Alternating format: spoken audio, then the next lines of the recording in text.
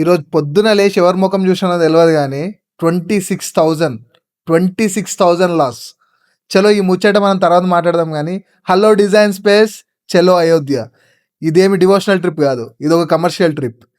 ఈ ముచ్చట గురించి కూడా నేను తర్వాత ఎక్స్ప్లెయిన్ చేస్తా. సో వెదర్ కండిషన్ అయితే అస్సలు బాగాలేదు, టైం కూడా అస్సలు బాగాలేదు.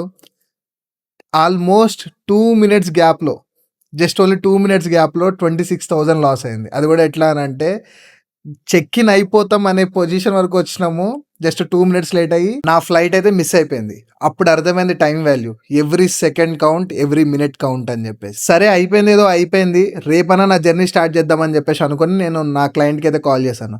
నా క్లయింట్ కాల్ చేయగానే క్లయింట్ ఏమని అన్నారు అని అంటే, విత్ ఎనీ కాస్ట్ ఈరోజు మీరు రావాల్సిందే అని అన్నారు. సో అన్నారు కదా అని చెప్పేసి నేను ఆన్బోర్డ్కి వెళ్ళి కనుక్కుంటే, అసలు ఈరోజు అయోధ్యకి ఫ్లైట్సే లేవని చెప్పేసి అన్నారు. కనెక్టింగ్ ఫ్లైట్స్ కూడా లేవంట.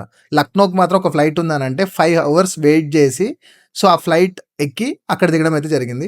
క్లయింట్ నాకు అక్కడికి క్యాబ్ అయితే పంపించారు. అక్కడ నుంచి అయోధ్యకి కంటిన్యూస్గా క్యాబ్ మీద వెళ్ళి నా డెస్టినీ అయితే ఇలా అయితే క్లోజ్ చేశాను. అండ్ దీన్ని నెక్స్ట్ వీడియో అయితే నేను అప్లోడ్ చేస్తాను. Stay tune.